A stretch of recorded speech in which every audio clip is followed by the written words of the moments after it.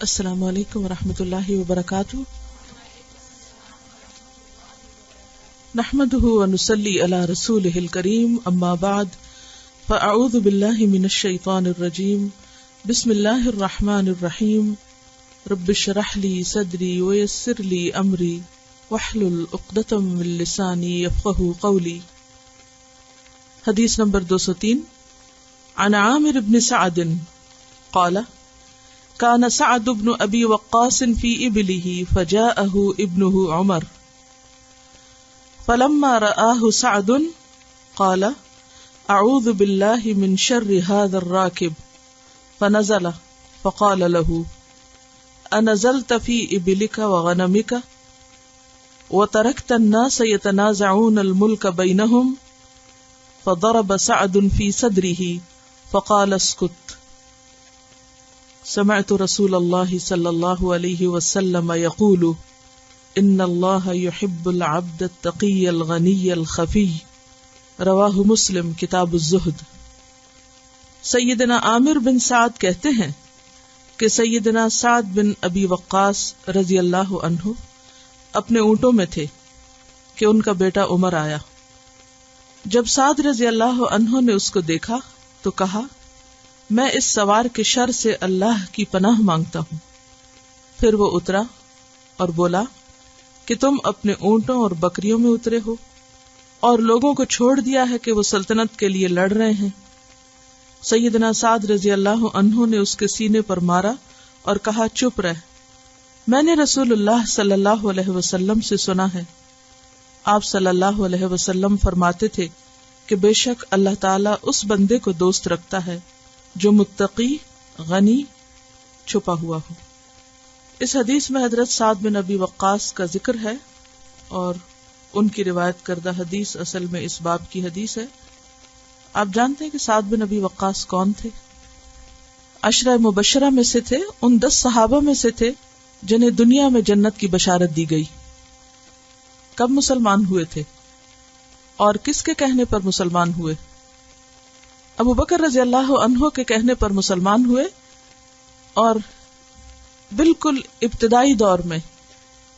بعض روایات میں ان کا نمبر 3 بتایا جاتا ہے اور بعض میں 7واں. ان کی عمر تقریباً 17-18 سال تھی جب یہ مسلمان ہوئے.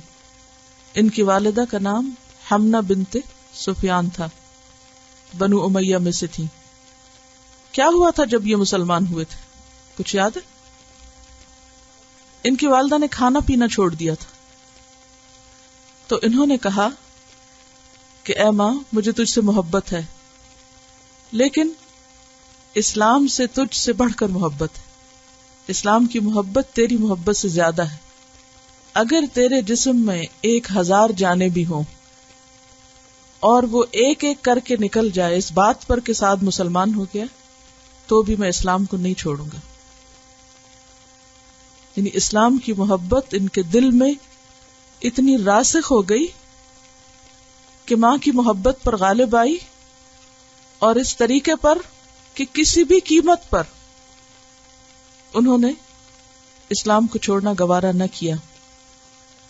سعد بن ابی وقاص جو تھے نبی صلی اللہ علیہ وسلم کے ننہالی خاندان میں سے تھے. حضرت آمنہ کے چچا زاد بھائی تھے جو آپ کی والدہ ہیں، تو اس طرح یہ ایک طرح سے آپ کے رشتے میں ماموں زاد ہوتے ہیں، ماموں کے بیٹے. بہت ہی بہادر تھے. اللہ کے راستے میں سب سے پہلی خون ریزی انہوں نے کی تھی. جب مسلمان مکہ میں تھے تو انہیں حکم تھا کہ کفو ایدیکم، ہاتھ نہیں اٹھانا. ایک موقع پر مسلمان مکہ سے باہر کسی جگہ پر چھپ کر نماز ادا کر رہے تھے کہ کچھ مشرکین ادھر سے آ نکلے، تو انہوں نے مسلمانوں پہ آوازیں کسنے شروع کر دیا، مذاق اڑانا شروع کر دیا. تو ان سے برداشت نہ ہوا، انہوں نے ایک بڑی ہڈی اٹھا کر پھینکی اور جس شخص کے سر پہ پھینکی اس کا خون بہنے لگا. تو یہ پہلے شخص ہیں کہ جنہوں نے اسلام کے راستے میں خون بہایا، اور یہ پہلے شخص ہیں جنہوں نے اسلام کے راستے میں پہلا تیر مارا. ایک موقع پر آپ صلی اللہ علیہ وسلم نے جنگ بدر سے پہلے ان کو ایک سریہ میں بھیجا جہاں انہوں نے سب سے پہلا تیر مارا تھا. اور آپ کو یاد ہوگا کہ جنگ احد کے موقع پر نبی صلی اللہ علیہ وسلم ان کو تیر پکڑاتے جا رہے تھے اور یہ تیر پھینک رہے تھے اور آپ ان کو ایک بہت ہی خوبصورت جملہ کہہ رہے تھے. کیا؟ اے سعد تیر برساؤ، میرے ماں باپ تم پر فدا ہوں. یہ نبی صلی اللہ علیہ وسلم ان کو دعا دے رہے ہیں. 1000 تیر چلائے تھے اس دن انہوں نے. ان کے بھائی تھے عتبہ، وہ مسلمان نہیں تھے، حالانکہ وہ ان سے پہلے مدینہ آ گئے تھے کیونکہ انہوں نے کسی شخص کو قتل کر دیا تھا تو جان بچانے کے لیے بھاگ کر مدینہ آ گئے. تو سعد بن ابی وقاص جب ہجرت کر کے مدینہ آئے تو انہوں نے اپنے بھائی کے پاس قیام کیا. وہ مسلمان نہیں تھا لیکن عربوں میں خون کے رشتوں کی اپنی ایک قدر تھی. جنگ احد میں یہ شخص یعنی ان کا بھائی جو تھا یہ مشرکین کی فوج میں شامل ہوا اور اس نے نبی صلی اللہ علیہ وسلم پر پتھر مارا تھا. کہنے لگا اس زمین پر سب سے زیادہ اگر میں کسی کے خون کا پیاسا ہوں تو اپنے بھائی کے، کہ اس نے نبی صلی اللہ علیہ وسلم کے اوپر پتھر کیوں اٹھایا. بہرحال بہت بہادر، بہت غیور اور بہت ہی زبردست کردار کے مالک تھے. بیعت الرضوان میں شریک تھے. بیعت الرضوان کب ہوئی تھی؟ صلح حدیبیہ کے موقع پر. آپ لوگوں کو سیرت پڑھنے کی ضرورت ہے. بیعت الرضوان صلح حدیبیہ کے موقع پر ہوئی اور اس میں یہ شریک تھے. فتح مکہ کے موقع پر شریک نہیں ہو سکے تھے. کیوں؟ کیا ہوا تھا؟ بیمار ہو گئے تھے اور اتنے شدید بیمار ہوئے، یعنی ساتھ آئے تھے لیکن شریک نہیں ہو سکے تھے. اتنے شدید بیمار ہوئے کہ زندگی سے مایوس ہو گئے تھے. اس موقع پر انہوں نے کہا تھا کہ یا رسول اللہ صلی اللہ علیہ وسلم میرے پاس اللہ کا دیا ہوا بہت کچھ ہے، کیا میں اپنا سارا مال اللہ کے راستے میں وصیت کر جاؤں؟ تو آپ نے کیا فرمایا تھا؟ تیسرا حصہ، اور تیسرا بھی بہت ہے. اور انہوں نے کہا کہ اللہ کے رسول صلی اللہ علیہ وسلم میرے لیے دعا کیجئے کہ جس جگہ کو میں نے اللہ کی خاطر چھوڑا ہے یعنی مکہ، میری موت یہاں نہ آئے، میری موت دار الہجرت میں آئے جہاں میں ہجرت کر کے جا چکا ہوں، تاکہ میرا اجر محفوظ رہے. تو نبی صلی اللہ علیہ وسلم نے ان کے لیے خاص دعا کی اور ان کے جسم پہ ہاتھ پھیرا اور ان کو دم وغیرہ کیا اور اللہ کے فضل سے صحت یاب ہو گئے. بدر میں بھی شرکت کی، بدری صحابی بھی تھے. اہل بدر کے بارے میں بھی خوشخبریاں ہیں، بیت الرضوان والوں کے بارے میں بھی ہیں، اور اسی طرح سابقون السابقون میں سے تھے. نبی صلی اللہ علیہ وسلم کے بعد حضرت ابو بکر صدیق رضی اللہ تعالی عنہ نے ان کو ایرانیوں سے جنگ کرنے کے لیے 12 ہجری میں بنو حوازن کے 3000 مجاہدوں کے ساتھ بھیجا تھا. لیکن وہاں جا کر یہ جنگ میں حصہ نہ لے سکے، پھر بیمار ہو گئے اور انہوں نے اپنی جگہ کسی اور کو امیر مقرر کیا. لیکن وہاں پر ایک قدیم محل تھا جس کی دوسری منزل پر بیٹھ کر اوپر سے دیکھتے تھے کہ کیا ہو رہا ہے، اور تکیے پر ٹیک لگائے ہوئے بھی کاغذوں پر لکھ لکھ کر باقاعدہ انسٹرکشنز دے رہے تھے، اور ان کا جو نائب تھا اس تک ان کے تحریری پیغام آتے تھے اور وہ ان کی ہدایات کے مطابق ایکشن لے رہے تھے، اور اللہ کے فضل سے مسلمانوں کو کامیابی ہوئی. اور پھر اس کے بعد جنگ قادسیہ میں بھی حصہ لیا، اور ایرانیوں کے خلاف جب جنگیں ہوئی تو یہ ان کا بہت ایکٹیو رول تھا. یہی وہ تھے جب مدائن کی جنگ میں انہوں نے دریا پار کیا تھا تو ایرانی دیکھ کر کہنے لگے دیو آمد، دیو آمد، کہ دیو آ گئے ہیں، جن آ گئے ہیں. دیو فارسی زبان میں بڑے جن کو کہتے ہیں، افریت من الجن، کسی کو عام مخلوق نہیں لگتی، غیر معمولی قسم کے لوگ ہیں. 17 ہجری میں حضرت عمر فاروق رضی اللہ تعالی عنہ کے حکم پر کوفہ کا شہر آباد کیا. وہاں پر نہریں کھدوائیں، یعنی نئے سرے سے ایک شہر آباد کیا، نہریں کھدوائیں، شفا خانے بنوائے، اپنے ذاتی خرچ سے مسجدیں اور مدرسے بنوائے. لیکن وہاں کے کچھ لوگ ان کے خلاف ہو گئے تو حضرت عمر فاروق نے ان کو معزول کر دیا، واپس بلا لیا. اور اس کے بعد جب حضرت عمر فاروق رضی اللہ تعالیٰ عنہ دنیا سے رخصت ہونے لگے، جب ان پر وہ قاتلانہ حملہ ہوا تو انہوں نے جن 6 لوگوں کو اپنے بعد مقرر کیا تھا، جن 6 صحابہ کو کہ میرے بعد ان میں سے خلیفہ مقرر کیا جائے، ان میں سے سعد بن ابی وقاص بھی تھے. حضرت عثمان رضی اللہ تعالیٰ عنہ نے دوبارہ ان کو کوفہ میں بلا کے، واپس آتے ہی دوبارہ ان کو بلایا اور دوبارہ کوفہ کا گورنر مقرر کیا. کچھ عرصے کے بعد پھر مشکل پیدا ہو گئی، پھر واپس آ گئے اور 80 سال کی عمر میں 55 ہجری میں وفات پائی. بہت تفصیلات ہیں ان سارے واقعات کی، اتنا وقت نہیں کیونکہ یہ سیرت کی کلاس نہیں ہے. مختصراً کچھ جھلکیاں دکھائی ہیں آپ کو ان کی زندگی کی. اور اس کے بعد یہ حدیث آپ پڑھیں گے تو آپ کو ان کی زندگی کے بارے میں معلوم ہوگا، پس منظر معلوم ہوگا، تو حدیث زیادہ بہتر طور پر سمجھ آئے گی. کیونکہ اس حدیث میں ہم دیکھتے ہیں کہ عامر بن سعد جو ہیں وہ کہتے ہیں، لفظی وضاحت دیکھتے جائیے اور پھر حدیث بھی، کہ عن عامر بن سعد کہتے ہیں کہ قال کان سعد بن ابی وقاص، سعد بن ابی وقاص جو تھے، فی ابلہ اپنے اونٹوں میں کام کر رہے تھے، اونٹوں کی خدمت کر رہے تھے. فجاءہ ابنہ عمر، تو ان کے بیٹے عمر آئے، وہیں پر آ گئے. فلما رآہ سعد، جب سعد بن ابی وقاص نے بیٹے کو آتے ہوئے دیکھا جو کہ گھوڑے پہ سوار تھے، قال، کہا، اعوذ باللہ، میں اللہ کی پناہ چاہتا ہوں، من شر ھذا الراکب، اس سوار کے شر سے، یعنی اچھی خبر لایا ہو، کوئی اچھی بات کہنے آیا ہو.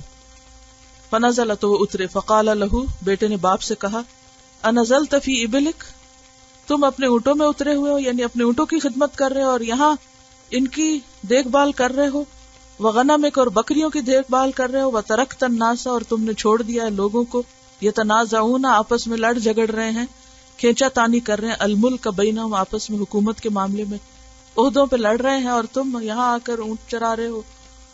ان بیٹا باپ کو کہتا ہے. فضرب سعد فی صدرہ، تو سعد بن ابی وقاص نے بیٹے کے سینے پہ مارا اور چپ کرایا اس کو. فقال اسکت، کہا چپ ہو جاؤ. سمعت رسول اللہ، میں نے سنا ہے رسول اللہ صلی اللہ علیہ وسلم کو، یقول، آپ فرماتے تھے، ان اللہ، بے شک اللہ تعالی، یحب، محبت رکھتا ہے، العبد، ایسے بندے سے، التقی، جو متقی ہو، الغنی، جو بے نیاز ہو، الخفی، جو چھپ کے رہنا پسند کرے، دکھاوا پسند نہ کرتا ہو. اب ایک طرف ان کی زندگی ہے اور ایک طرف ان کی سوچ ظاہر ہوتی ہے اور ان کا عمل ظاہر ہوتا ہے. اس سے کیا پتہ چلتا ہے؟ کیا سیکھا آپ نے؟ کیا تھے سعد بن ابی وقاص؟ یہی چیزیں ہماری زندگی میں ہم کو سمجھ نہیں آتی کہ دو چیزوں میں بیلنس کیسے ہو سکتا ہے، کہ ایک شخص کے اتنے بڑے بڑے کارنامے ہوں اور دوسری طرف وہ چھپ کے رہنا چاہتا ہو.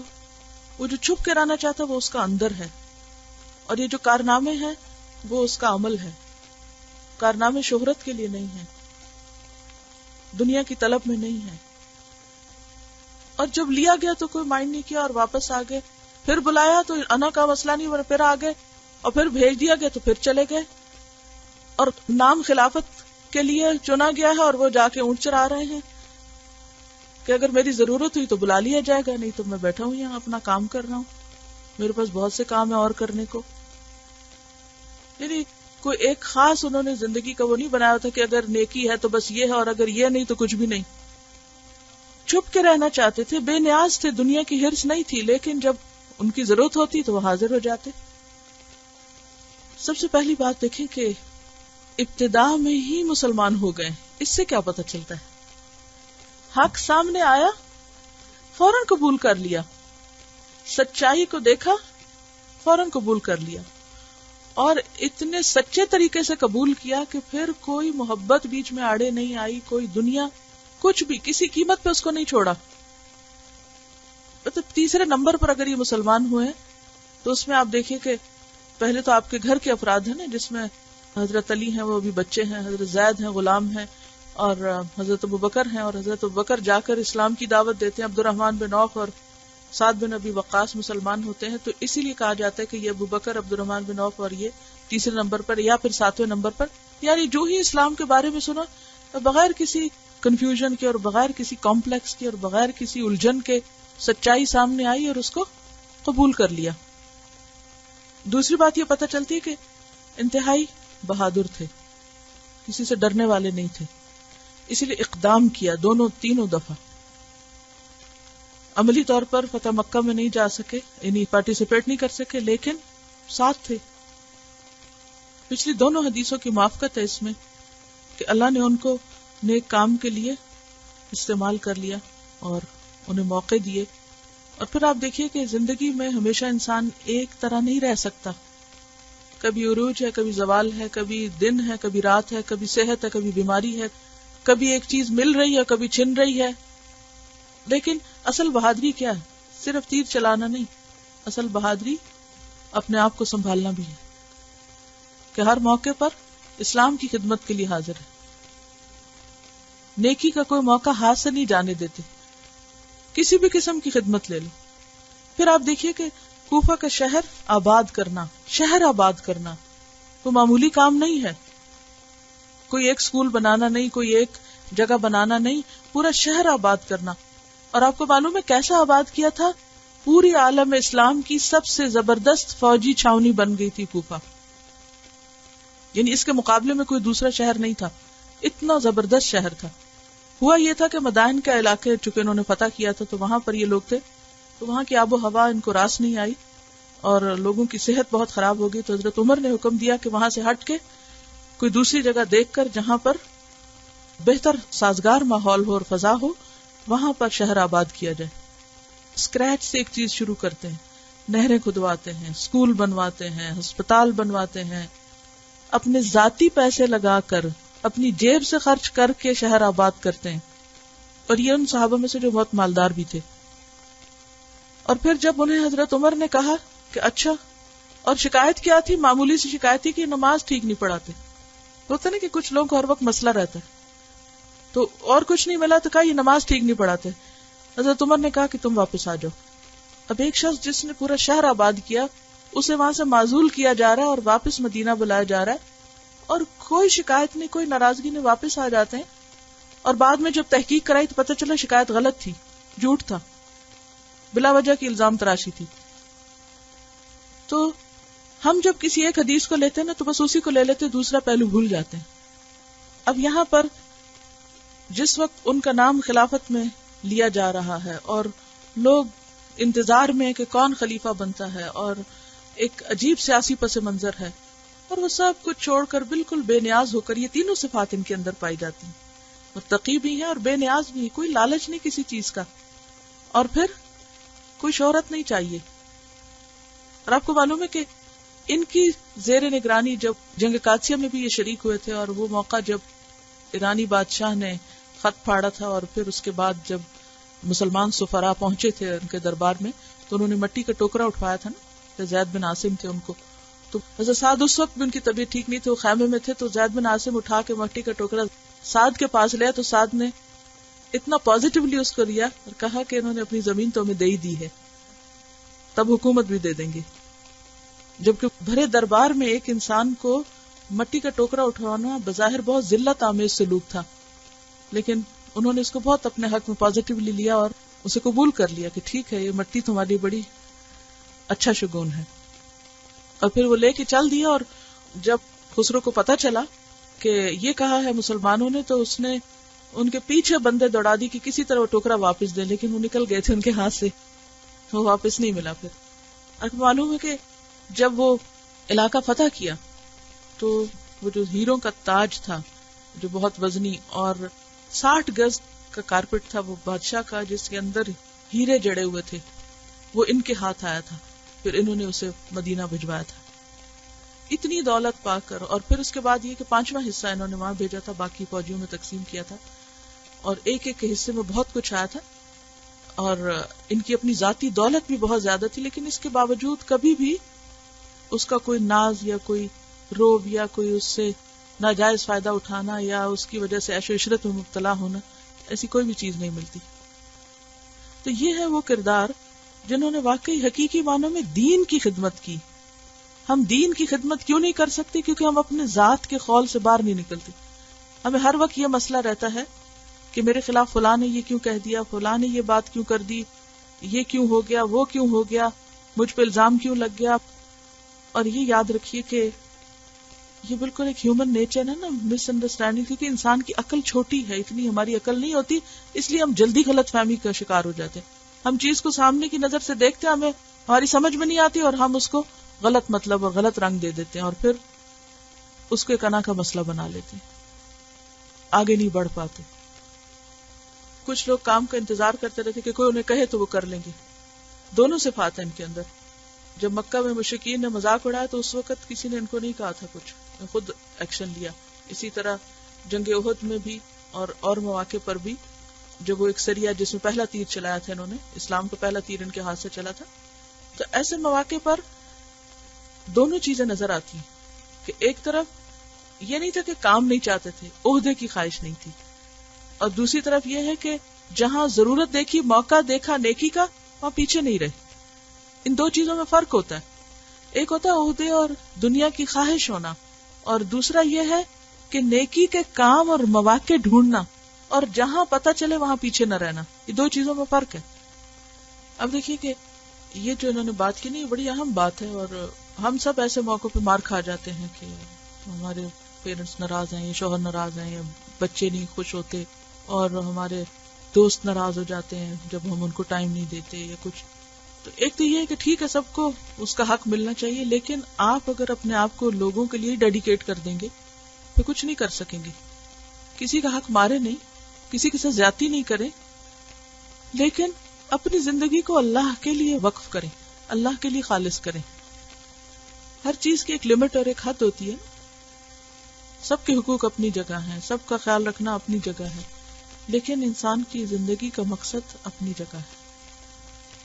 اس میں اگر آپ سچے ہیں تو اپس اینڈ ڈاؤن تو ضرور آئیں گے زندگی میں، اونچ نیچ بہت ہوگی، ہر چیز آپ کی مرضی کے مطابق نہیں ہو سکتی، لیکن جو اصل ہے اس کو بندہ نہ ہاتھ سے جانے دے.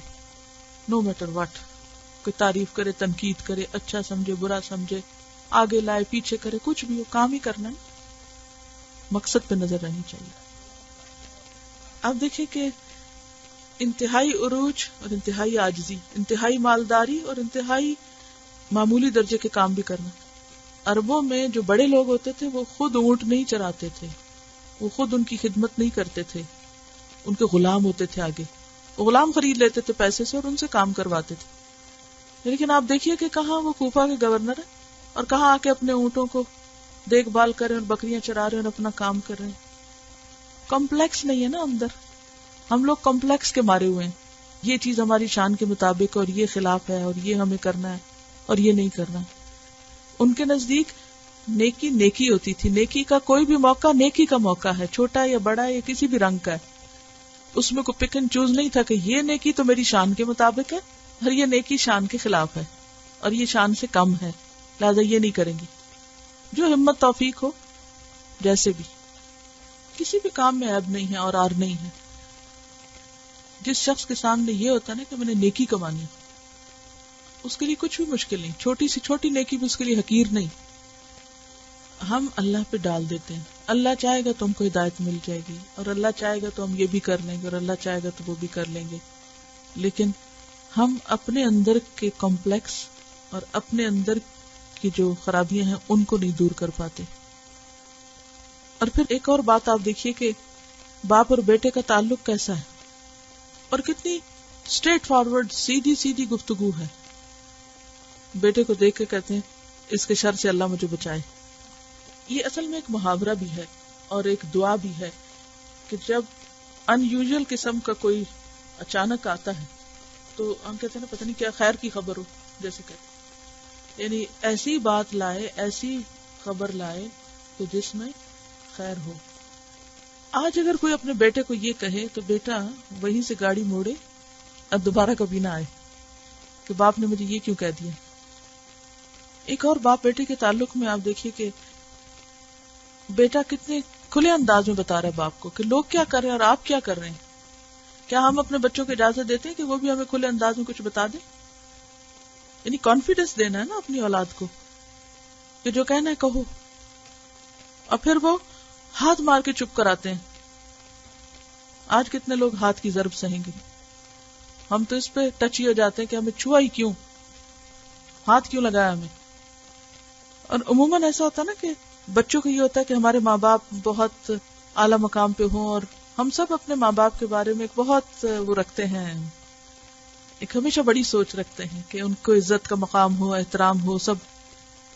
اور یہاں پر وہ آ کے کہتے ہیں کہ لوگ کیا کر رہے ہیں، آپ کیا کر رہے ہیں، وہاں آپ کے نام کی لاٹری نکلی ہوئی ہے اور آپ یہاں ہیں، چلے آپ خلیفہ بنے. اور تو وہ کس طرح اس کو چپ کراتے ہیں کہ یہ بھی تربیت کا ایک انداز ہے نا کہ مجھے کیا چاہیے.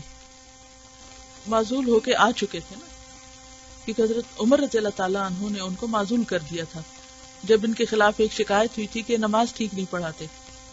اب یہ واپس آ گئے ہیں. اب کچھ عرصے کے بعد حضرت عمر کے اوپر قاتلانہ حملہ ہو جاتا ہے. وہ بیماری کی حالت میں 6 لوگوں کا نام لیتے ہیں، ان میں سے ایک یہ بھی ہے، اور اس وقت وہ بحث چل رہی ہے کہ کون خلیفہ ہو. اور یہ سب کچھ چھوڑ کے اپنے آرام سے معزول ہو گئے. وہ گورنر تھے, وہاں سے نکال دیا گیا, آ کے اپنے اونٹوں میں کام کرنے لگے دوبارہ. تو بیٹے نے کہا کہ بھی ادھر چلیں, یہاں کیا کر رہے ہیں, لوگ جھگڑ رہے ہیں کس چیز میں اور آپ کیا کر رہے ہیں. تو انہوں نے کہا کہ نہیں, مجھے جھگڑوں میں نہیں پڑنا, میرے لیے کام زیادہ اچھا ہے. ان کا سوال یہ ہے کہ بعض اوقات ہم سوچتے ہیں کہ اونٹوں کی دیکھ بھال کرنا از اے ویسٹ آف ٹائم, اس سے بہتر ہے کچھ اور کرو.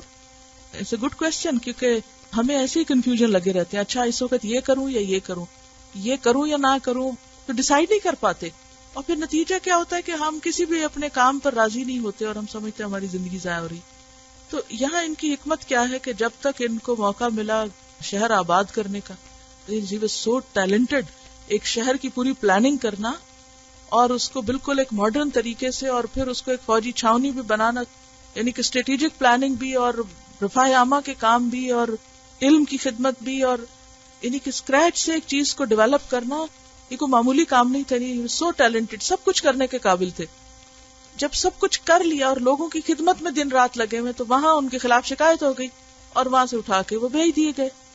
اب ایک تو یہ تھا کہ وہ وہیں فتنہ اٹھاتے, کیا کرتے کہ ہے کوئی میرے جیسا قابل, تمہیں ایسا نہیں کوئی ملے گا, اور وہاں لوگوں کی ایک پارٹی بناتے اپنے ساتھ, اور ایک جنگ و جدل شروع ہو جاتی اور ایک فتنہ فساد شروع ہو جاتا. انہوں نے اس کو چھوڑا کہ ٹھیک ہے, اب واپس آ گئے. اب ایک شخص کو اگر کسی جاب سے ریٹائر کر کے گھر بھیج دیا جائے تو بجائے اس کے کہ سارا وقت بیوی پہ غصہ نکالے, اسے بہتر ہے کہ گھر کے اندر جو کام ہے اس کا, اب اور کوئی نہیں تو فوری طور پر اگر اونٹ چرانے کا کام ہے تو چلو وہی کرتے, یعنی ڈو سم تھنگ. کیونکہ زندگی میں جیسے کل پرسوں بھی ایک سوال ہوا تھا نا, ایک ہوتی ہے آپ کی روٹین کی لائف, آپ کا اپنا ایک سیٹ پیٹرن ہوتا ہے, لیکن ہمیشہ ایسا نہیں ہوتا کہ آپ اس کے اوپر چل سکیں. بعض حالات ایسے ہو جاتے ہیں, ایمرجنسیز ہو جاتی ہیں, کوئی خدا نخواستہ طوفان, کوئی سفر, کوئی کچھ بھی ہو جاتا ہے کہ جب آپ وہ نہیں کر سکتے جو آپ نے زندگی کا ایک خواب دیکھا تھا, یا ایک پیٹرن بنایا تھا, یا جو آپ کا امیج تھا, تو اب اس کے غم میں نہ روتے رہو. 3 آپشنز ہو سکتی تھی نا. نمبر 1 کہ یہ وہیں پر کوفہ میں حضرت عمر کے خلاف بغاوت کر دیتے اور کہتے میں واپس نہیں آ رہا, میں کوفہ میں ایک نئی حکومت ڈکلیئر کر رہا ہوں. آرام سے کر سکتے تھے. اگر ایک گروہ ان کے خلاف تھا تو ان کے حمایتیوں کا بھی ضرور ایک بڑا گروہ ہوگا, لیکن انہوں نے اس کو چھوڑ دیا. نمبر 2 یہ کہ واپس آ کے روتے رہتے دن رات کہ کتنی میری بے قدری ہوئی, اور اسی غم میں ظاہر ہے کہ ایک شخص اتنے بڑے درجے کا کام کر رہا تو معلوم نہیں اس کو اسے آگے ایکسپینڈ کرنے کا کتنا اس کی اور پلاننگ ہو سکتی ہے. تو جب ایک دم ابرپٹلی ایک شخص کو ایک کام سے روک کے ریٹائر کر دیا جائے تو اب اس کا عموماً کیا ہے کہ وہ نفسیاتی طور پر کتنا اسے سیٹ بیک ہو سکتا ہے, اور وہ دن رات رونے دھونے میں اور غم منانے میں اس میں گزار دے.